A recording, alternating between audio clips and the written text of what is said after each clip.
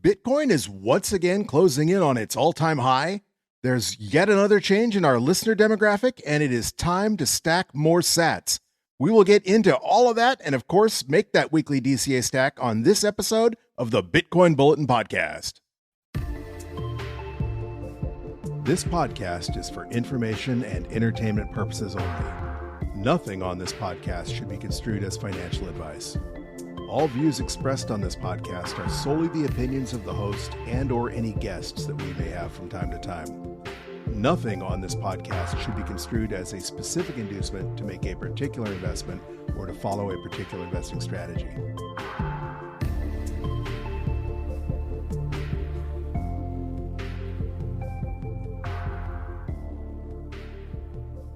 Guten Tag, buenos dias, morgen, and welcome to episode 192 of the Bitcoin Bulletin Podcast. Once again, I'm excited to announce we have a bunch of new listeners this week. So if you're just joining us for the first time, welcome aboard. It is a cool evening here on Florida's Space Coast. Currently, it is about 55 degrees Fahrenheit, which works out to about 12.8 degrees Celsius if you're in a place that doesn't do Fahrenheit. That is chilly for us here in Florida. I mean, obviously it gets colder than that. I've never actually had it get down to freezing while I've lived here, but pretty close, within a couple of degrees of freezing. Nonetheless, I don't have a heater in the studio. I have air conditioning in the studio, but I don't have a heater. So maybe I need to bring in an old Antminer S9 or something to run on really the 1 or 2 days a year that I would need it. It would it'd just be more for fun than anything, because I doubt I'd make more than 100 sats on DCA Wednesdays when it was chilly enough to run the miner in the studio. But I digress. Bitcoin is once again within easy striking distance of fulfilling all of those predictions that it'll hit 100,000 US dollars before the end of the year. A little bit earlier, I was looking at the price, and I think the highest I saw it was right around 98,300 US dollars. Correction, $99,300. So less than $1,000 short of the $100,000 mark. Not quite a new all-time high, but pretty close. And since then, Bitcoin's pulled back into the upper 98s or so, but who knows, maybe it'll make that run and finally break the $100,000 mark while we're talking. But hopefully not before we get a chance to stack those sats, because it is DCA Wednesday and we're going to purchase more Satoshis here in just a little bit. But as usual, before we get any further, let's take a moment to take that customary look at Bitcoin's vital statistics. At the time of this recording, we are sitting at a block height of 873,290, and Bitcoin is clocking in at 98,240 US dollars per Bitcoin, which means that every filthy fiat US dollar that we convert into Bitcoin will yield 1,018 Satoshis. So if that holds, this will be the most expensive we have ever stacked in the history of this podcast. So it'll be an all-time high as far as Bitcoin Bulletin Podcast or DCA Wednesdays goes. Bitcoin's current price gives it a market capitalization of 194 trillion. Wishful thinking, right? $1.94 trillion, up from the 1.9 trillion last DCA Wednesday, and super close to breaking that nice round $2 trillion mark. I guess that'll be one of those magic numbers as well. Although I think the more important magic number for human psychology would be the actual price per Bitcoin breaking 100,000, because that's what the normies are going to pay attention to when it comes to finally entering that euphoria phase where everybody has FOMO that will pump Bitcoin to whatever we end up hitting this cycle sometime in mid probably 2025 if history repeats or at least rhymes. For those of you who value your wealth in shiny yellow rocks, it will now cost you 37.2 ounces of gold to purchase just one Bitcoin. Almost another ounce, almost one more full ounce over last DCA Wednesday, about 0.8 ounces, but still a significant chunk of gold more to purchase just one Bitcoin than it would have if you would have finally gotten off zero and rolled some of that gold into Bitcoin last week, if you're one of those gold bugs. And speaking of gold, on Monday it was announced that the largest gold deposit on record has been found in China, worth an estimated $83 billion. And that is just an example of one of those things that cannot happen in Bitcoin. There will always be more gold mined. It will always become more feasible to mine the gold that we previously had not been able to mine. There's those asteroids made of gold that people forecast maybe one day we'll be mining in space. The point being, there's not an infinite amount of gold in the universe, but for practical purposes, there's an infinite amount of gold when you put it into the time span of a human life. And so the amount of gold in circulation in people's vaults, et cetera, is going to increase continuously forever, whereas the number of Bitcoin that will ever be mined will be restricted to 21 million, actually just less than 21 million. And nothing can change that, not even a huge deposit in China or an asteroid being discovered somewhere. There are no asteroids full of Bitcoin. Of course, it's only a matter of time before Bitcoin surpasses the market cap of gold, as of course Bitcoin makes gold obsolete. And along those lines, Adam Back had an interesting tweet. I guess it was, this was a while back, but it was in reply to someone saying, do you still believe 1 million will hit this year? And Adam was mentioning that was actually Samson Mao that made that prediction, tweeting, that was Exelon, I think. I'm more thinking flip gold this cycle and then some, which is maybe around 700K to 1 million, depending on how much gold ETF selling the flippening runs pulls gold back down. So that would be really interesting if we were to at least hit gold parity as far as market caps go this run. I'm not holding my breath to see that happen this cycle. I think obviously it'll happen eventually. You know, Bitcoin has often been likened to electronic gold because it has all of gold's best features, but improves upon them. Like, for example, the capped fixed supply of gold, and it doesn't have the problems that gold has with divisibility, the expense that gold has with storage or moving. You can send Bitcoin instantly, as opposed to if you wanted to move $1 billion worth of gold, you'd need pretty much battleships to do it for the level of security that you would need to move gold around. So Adam Back tweeting a couple months ago that he thinks that Bitcoin will flip gold this cycle. That'd be impressive, because that would be at least another 10x from here before that would happen, which would be pushing the $1 million US dollar per Bitcoin range. Won't hold my breath. It would be interesting to see if that does happen. For those of you who value your wealth in pizza, 1 Bitcoin will purchase you 5,494 large pepperoni pizzas from Papa John's. A heck of a lot more pizza than Laszlo got on that first Bitcoin pizza day when he paid 10,000 Bitcoin for 2 Papa John's pizzas. In fact, that would be 1 pizza every day for more than 15 years. And that number just keeps growing. It's grown 6 pizzas just in the last 2 months, for example.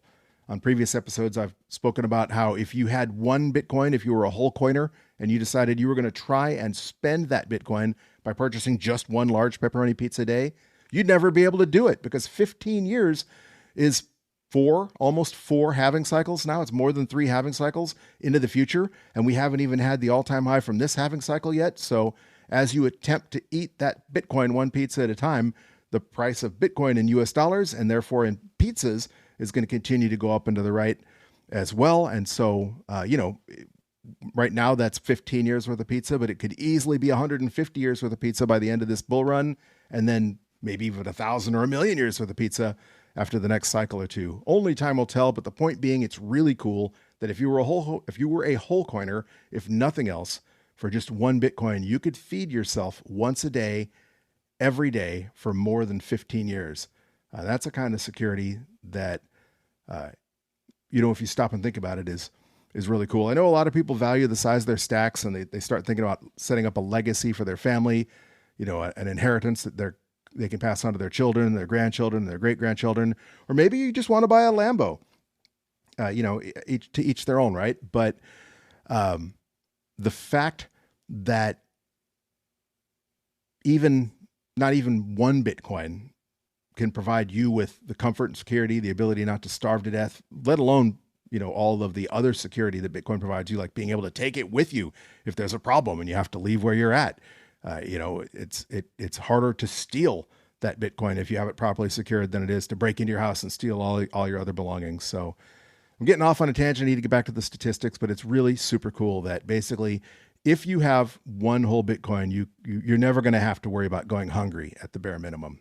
At least, at least you'd have at least 1 pizza a day. And obviously at some point in time, I could break that down to where you could eat 3 pizzas a day and still never run out. That might have already happened already.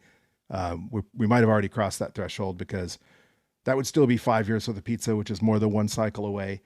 And same thing applies with Bitcoin going up and to the right. I'm watching the price of Bitcoin tick back up out of the left-hand side of my monitor. We may break 100,000 before this podcast's over. All right. That metric that has been my favorite for most of this podcast. Bitcoin's 24-hour average transaction rate is absolutely humming. Currently, we're looking at 6.16 transactions on chain every second on average, up from 5.51 transactions per second last week. And of course, that corresponds with that price of Bitcoin pumping tonight.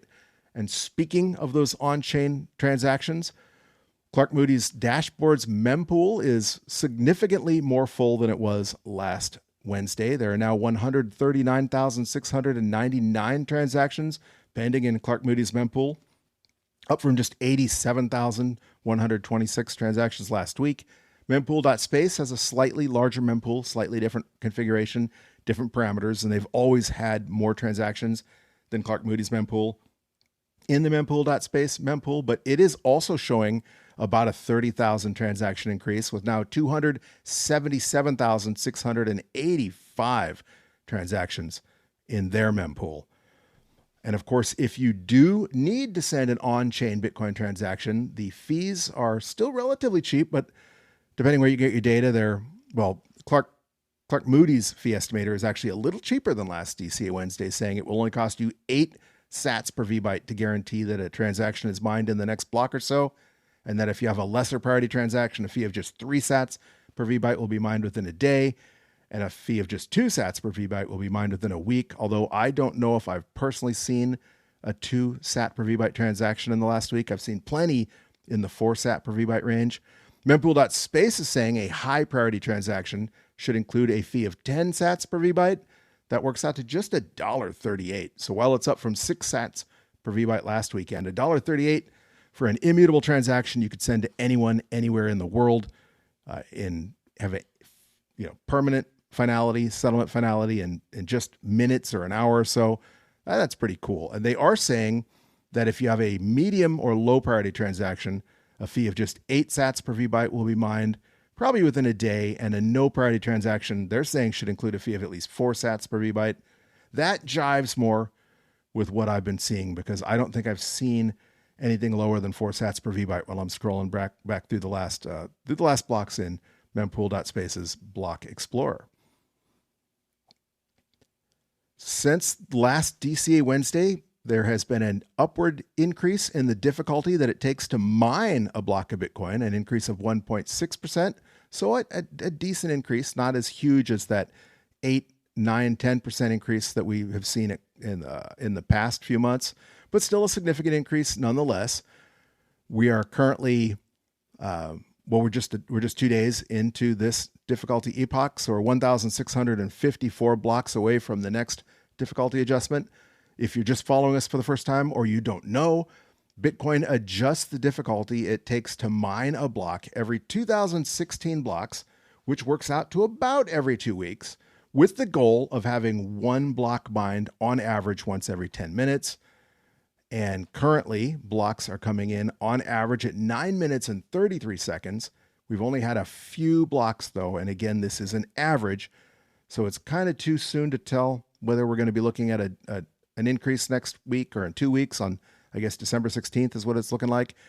And if so, what kind of increase that would be, because depending on where you get your data, it's going to be anywhere from a 0.9% difficulty increase to a 4.5% difficulty increase. Again, that's probably really only important to you if you're a miner or if you're trading mining stocks or whatever. But the point being, if you are making an on-chain transaction, the difference between 9 minutes and 10 minutes or 11 minutes and 7 minutes, especially since when you send your transaction, you might already be 10 minutes in between blocks. It's really kind of moot as far as the average pleb making the average transaction is concerned. But it's just fun to look at, because the growth in hash rate, which is what triggers the need for a difficulty increase, is really impressive. Currently, it's estimated there's 696.2 exahashes securing the Bitcoin network, and that's up 6.2 exahash from last Wednesday, which was also up about 6 exahash. So just like the price of Bitcoin, the computing power securing the Bitcoin network is continuously trending up and to the right as well. And that's really cool. Although the computing power that it would take to rewrite some of the Bitcoin blockchain to quote unquote hack Bitcoin is already it staggers the mind to even try and comprehend how much computing power it would take to be able to do that. That computing power doesn't even exist, and it won't exist for the foreseeable future. So that is really cool that we have as much. I remember when we crossed 1 exahash of computing power. Now we're 600 exahash, and even at just 1 exahash, it was insane to think how much computing power is securing the Bitcoin network. So really cool to see that keeps going up and to the right as well. Real quick, I want to take a minute to thank those of you listening on your favorite Podcasting 2.0 apps, such as Fountain. Podcasting 2.0 allows you to support this podcast through the value for value method by either streaming sats on a minute per minute basis as you listen, or by sending a boost, which is a shout out via a Lightning transaction, where you can let us know what you think about the podcast, let us know what's going on in your community, or even just say hello. But because it is a Lightning transaction, you are sending value back in the form of Satoshis. And we do have 2 boosts to read. If you listened to our last episode, normally we do an episode once a week on Wednesdays. This week I did a special episode because this is the 3rd time now I'm using my brand new microphone. The first time we were having issues with the microphone cutting in and out, clipping. I don't know what was causing that, but I spent an afternoon playing around with the mic and the soundboard in different settings. I couldn't reproduce it. It's like it went away via PFM, pure freaking magic. So I decided just to record an episode while I had everything set up. So I got a bonus episode just the other day. And because it was the next episode, and I say I read my boosts on the next forthcoming episode, I've already read these boosts, but I'm going to read them again because that episode wasn't supposed to happen. And so if you were a regular listener, you tune in every Wednesday, you'd be expecting to hear your boost read on Wednesday. So Leggy sent 2 boosts, 2 thoughts, 2 boosts back to back. The first boost was for 2,000 sats, and this referred to the problem I was having with my mic. And Leggy says, not listening with headphones at the moment, only over phone speakers while working on a burner, but at around the 10-minute, 20-second mark, it was very audible.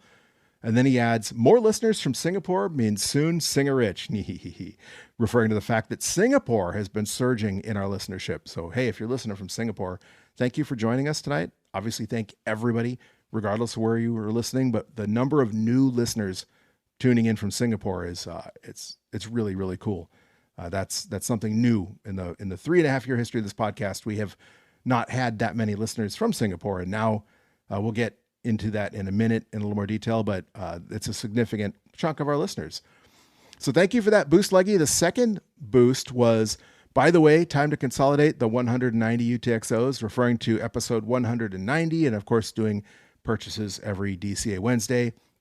And I still need to do an episode specifically probably dedicated to custody and to consolidating smaller transactions, especially when we do blast through 100,000 US dollar Bitcoin and we go through that face melting bull run. It will probably be a case where we see fees increase as more people are FOMOing in. And in a time of high fees, if you have a lot of small Bitcoin transactions on your hardware wallet, you don't want to get to the point where it's 10, 20, 50% of the value of that Bitcoin just to move the Bitcoin is a transaction. So good point, Leggy. Thank you for both of those boosts. Thank you, as always. Leggy's a longtime supporter of the podcast, so appreciate knowing you're still out there, and thank you for contributing value back to the podcast. Okay, now on to the geographic distribution of listeners. As I mentioned, there's a little bit of a change up in the geographic distribution of listeners. We'll get into that when we stumble upon it. But right now, the top 10 countries are as follows. Number 1, as usual, remains the United States, where more than half of you are listening, but the percentage is still above 50%, but creeping closer to being less than 50%. But thank you to all my fellow Americans listening out there, regardless of where you're at. If you're here in Florida, especially, send me a DM at BTC Bulletin Pod, because I'd love to meet up with you guys or join in on one of your Bitcoin meetups if you're nearby, if you're near the Space Coast, or even if you're a couple hours away. I'm always willing to drive to meet up with plebs and to attend fun Bitcoin events. Number 2 now is still Singapore. They're still in the number 2 position, which is where Singapore surged to last week. So apa kabar to all of you. For all of you listening in Singapore, I think even though that you stayed the same at number 2, the total number of listens has actually gone up. It would have to go up a lot to move into the number 1 position, since the United States has more than 50% of our listenership. But thank you to everyone listening from Singapore. It's really cool to know that we have a really, truly international audience, and that Singapore is a big chunk of that now. Number 3 remains Argentina. So hola, muchas gracias, amigos in Argentina. Number 4 remains Germany. So Dankeschön, mein Freund in Deutschland. Number 5 remains Luxembourg. Guten Abend, danke für alles, mein Freund in Luxembourg, or Morgen to those of you who speak Luxembourgish. Number 6 remains Canada. So if it's this cold here, it's probably really cold up in Canada. So hopefully you've got an Antminer or 2 humming away to help heat your house during the looming winter. But thank you for listening up there in the frozen white north. Number 7 remains the United Kingdom. So thank you to our cousins across the pond listening in jolly old England. Number 6 remains Spain. So hola, muchas gracias, amigos in Spain. Number 9 remains Mexico. So hola, muchas gracias, amigos in Mexico. And this is the change this week. Last week I mentioned Australia was hanging just under Colombia in the top 10. And this week, we must have either picked up an additional listener or 2 in Australia, or maybe you listened to a few extra podcasts, because Australia has broken back into the top 10. So number 10 is Australia. So thank you to everybody listening to this podcast down under. And thank you one and all to everyone, regardless of where you're listening, even if your country is not in the top 10. Just like Australia, though, there are many countries that are looming just out of the top 10, and it really wouldn't take more than 1 or 2 more listeners listening to 1 or 2 additional podcasts to maybe move your country into the top 10. So if you want to see your country move into the top 10, tell a friend, tell a family member about this podcast. And, if you help turn on a new listener, help orange pill somebody through this podcast, maybe your country will break into the top 10, just like Singapore did. I mean, they surged into the top 10 and then leapt all the way to number 2 in relatively short order. And that was really cool. On to the news. Of course, the news is the price. Everybody's wondering when we're going to hit that $100,000 mark, and we're getting really close. I've seen the price getting up almost to $99,000 a couple times while I've been talking. So just about a 1% shy, a 1% run for Bitcoin is nothing. We've seen 10% days before. 2%, 5% is not that unusual at all. So maybe we'll finally break that sell wall and blast into the 100K land. Of course, when we do, that means we'll no longer be getting 1,000 sats per dollar that we convert. Once we go above 100,000, we'll be talking 3-digit Satoshi returns for every dollar that we turn into Bitcoin. Last week, we mentioned Vancouver and Brazil had proposed Bitcoin strategic reserves. This week, there's reason to be cautiously optimistic about the United States. But one thing that certainly gives me pause is that Donald Trump is still more than a month away from Inauguration Day and the beginning of his second term as president. So it's more than a month away before he can even begin to fulfill any of his promises, like commuting Ross Ulbricht's sentence or creating the Bitcoin Strategic Reserve. And the problem is he's already hitting roadblocks. And what's frustrating is they're coming from his own party. The Republicans have the presidency. They control the Senate, or they will control the Senate, and they will control the House of Representatives. You need a majority of the Senate to confirm his appointments, and he's already running into roadblocks. And they're coming from the rhinos, the neocons in the Republican Party. It's not the Democrats that are stopping Donald Trump from appointing cabinet members. We already had Matt Gaetz have to bow out of the nomination for Attorney General. Granted, Matt Gaetz is controversial. Whether you like him or hate him, that's not the point. The point is, Donald Trump should be able to realistically appoint whoever he wants, but he's got the Republicans blocking his nominations. Now he's running into a problem with his nomination for the Secretary of Defense.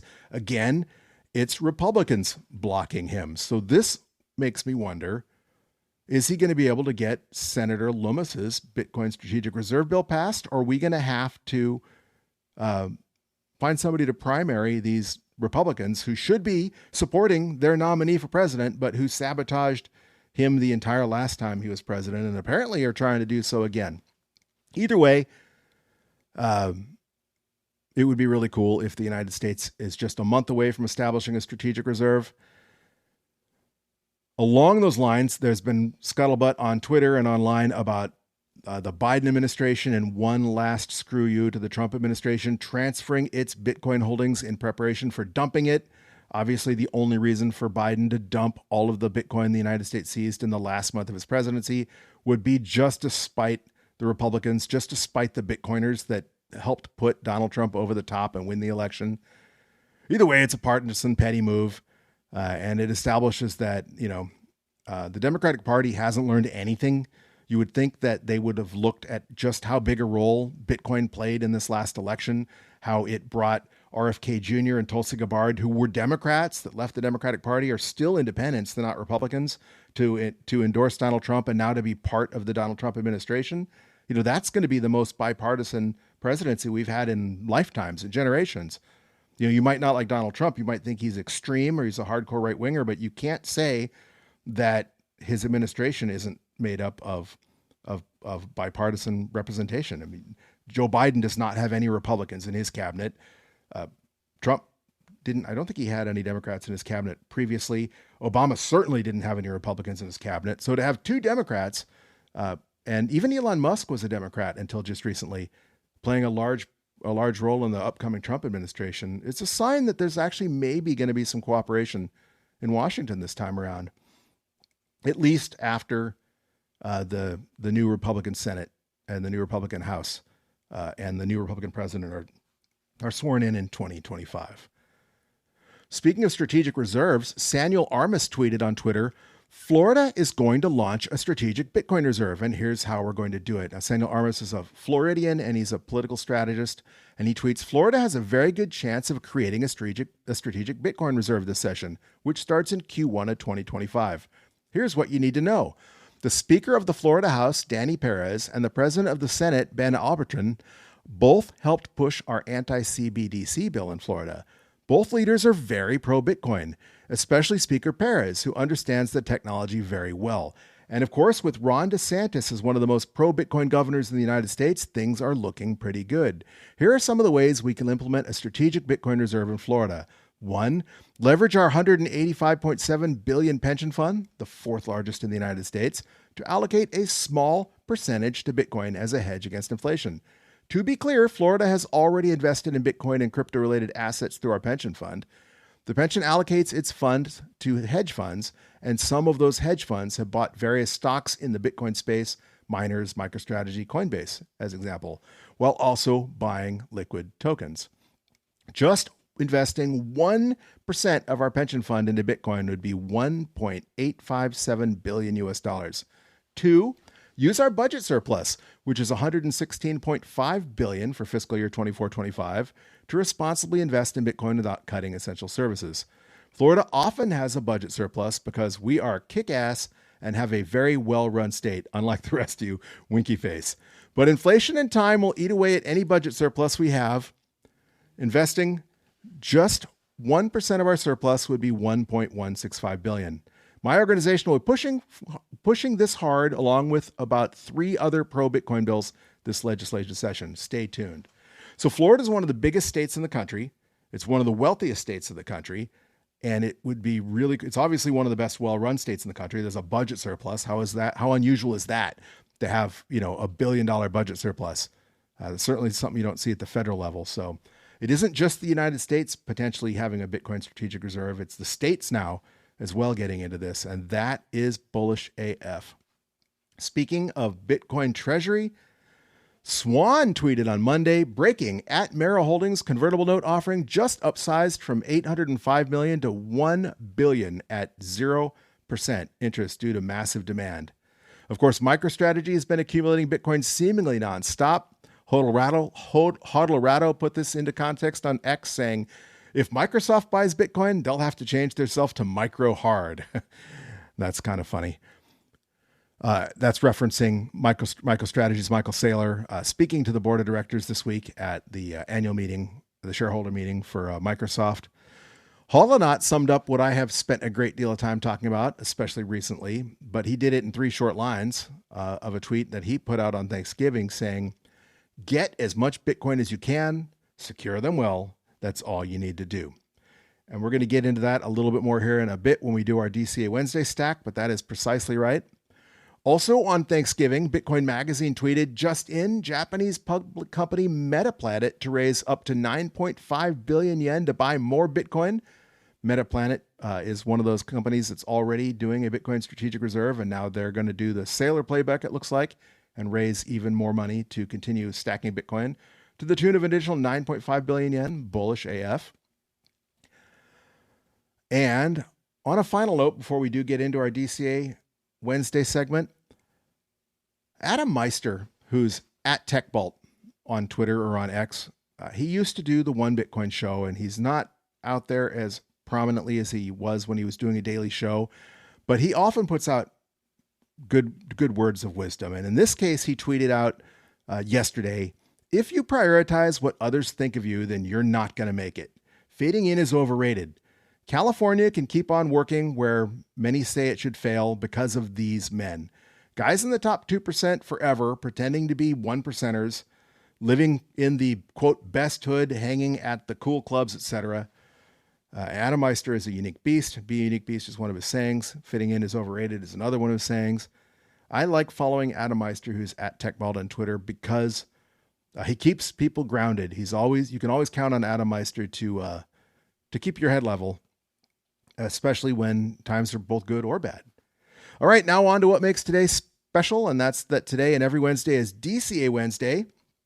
And if you're one of the people just joining us for the first time, DCA is short for dollar cost averaging, and dollar cost averaging is an investment strategy where you invest your money in equal portions at regular intervals regardless of price. For example, this is going to be our 176th stack.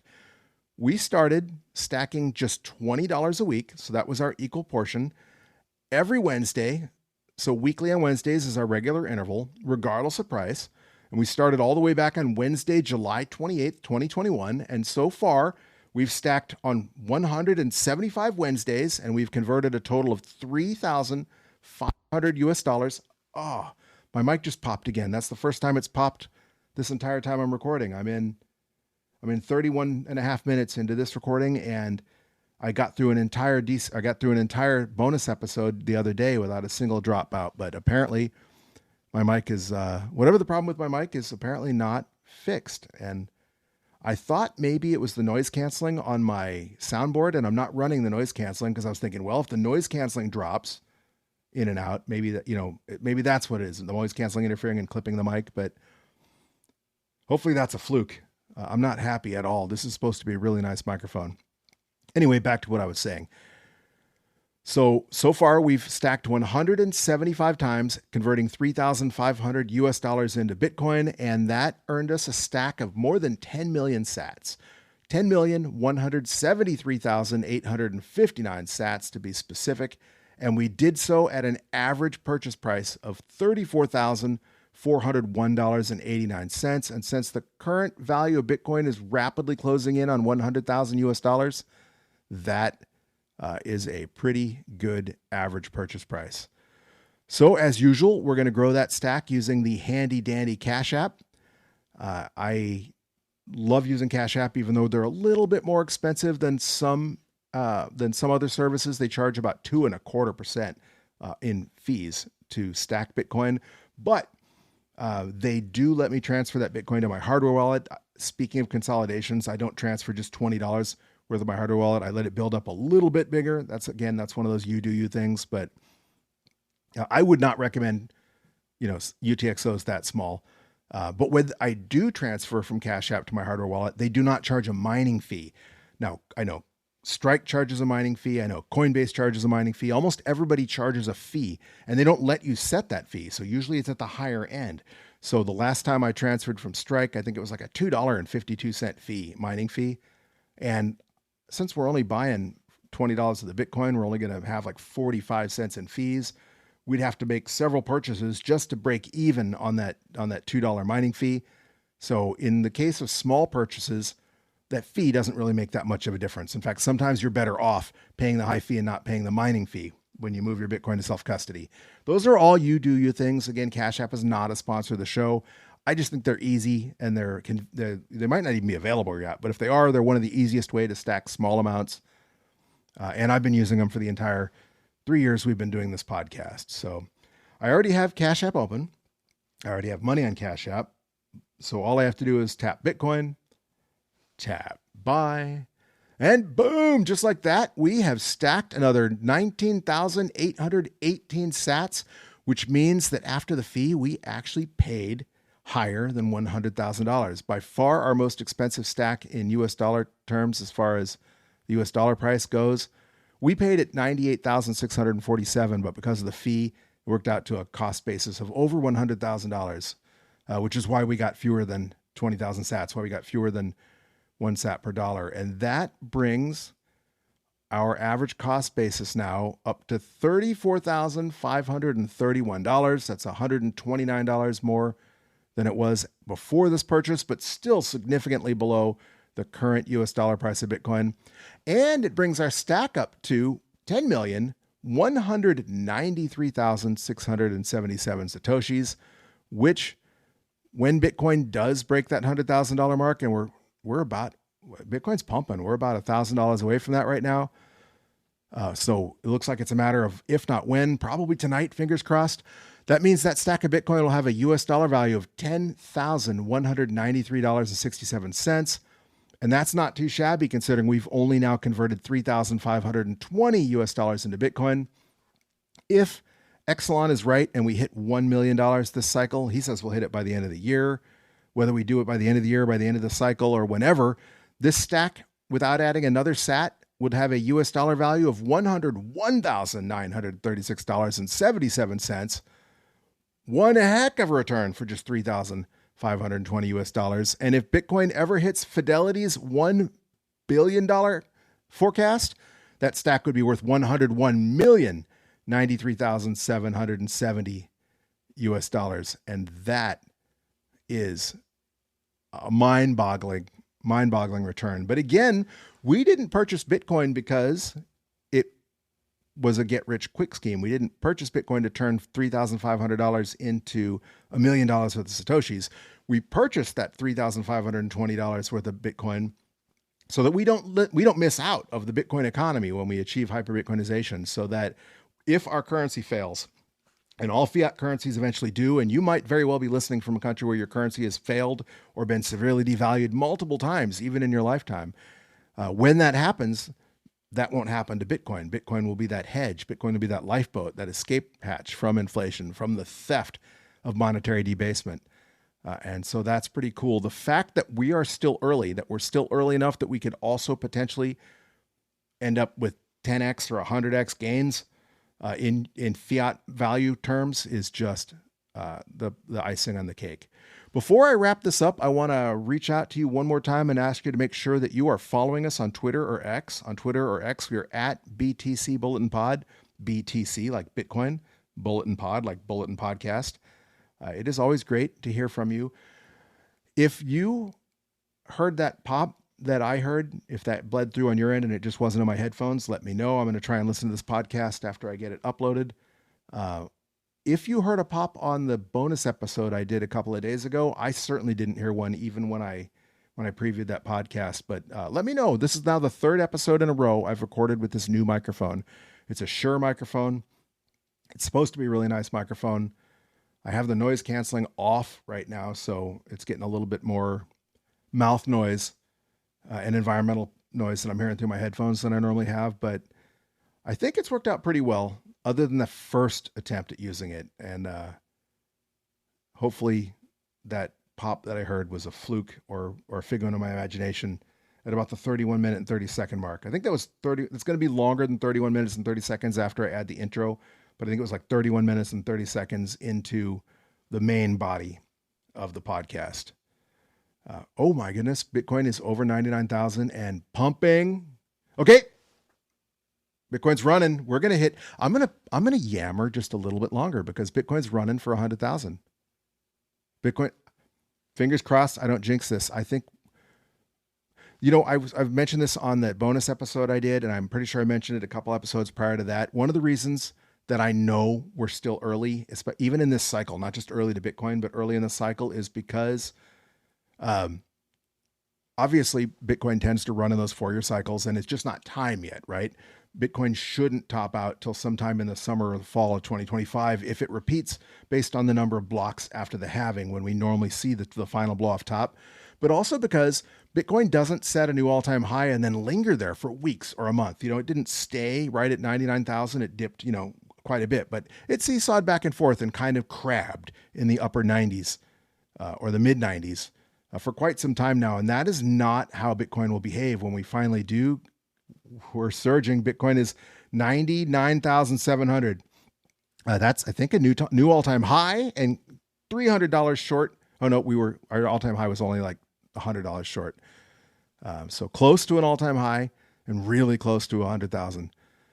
I'm getting distracted, but my point being, we're still early. Bitcoin doesn't go sideways like this. When Bitcoin does hit its all-time cycle blow off top all-time high, it'll only be there for minutes, and then we'll have a really big pullback, maybe 20, 30%.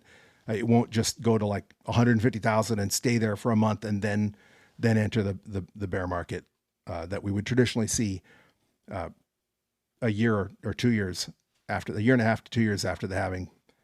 Before it all begins again in the run up to the next halving. There it is, 100,000 US dollar Bitcoin. We've officially set a new all-time high above 100,000 US dollars. That is amazing. I am going to hop off this podcast and make some popcorn. I think those of you out there with your bottles of Peony Lane wine or your bottles of champagne, break them out, ice them down, get out the glasses, because this is time to celebrate. Maybe it holds it, maybe it doesn't. 101,000 US dollars per Bitcoin. And still climbing, or kind of. Okay, so maybe not. But either way, we're still over $100,000, plebs. Fingers crossed it holds it. I know that's kind of a bummer because it means we're going to get fewer Satoshis for every Bitcoin we stack. But when hyper-Bitcoinization occurs, the Bitcoin you stacked below $1 million is going to be a bargain. Anything you stacked $100,000 or less, people are going to be calling you lucky. The Bitcoin you stacked today at $101,000, people are going to believe, are going to be saying, I can't believe you stacked Bitcoin at just $100,000. So right now it's painful to look at that $100,000 Bitcoin and look at your stack and your stacking goal and think it just got that much harder to stack the number of sats that I really want to leave for my family one day. But plebs, you were early. Any Bitcoin you stack right now, even at 101,000, again, 101,320, 340, Bitcoin's still running. Break out the champagne, plebs. I am going to wrap this podcast up and go celebrate 101,420 US dollars, 480 US dollars. I could just watch this price all night, but this is 520, 540.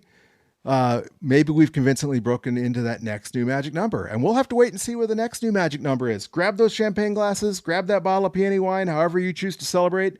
I will see you out there celebrating, but don't forget to join us next Wednesday and every Wednesday while we keep stacking sats and grow this stack of sats together. But until that time, congratulations on $100,000 Bitcoin, and keep on stacking those sats, you sexy sat stackers.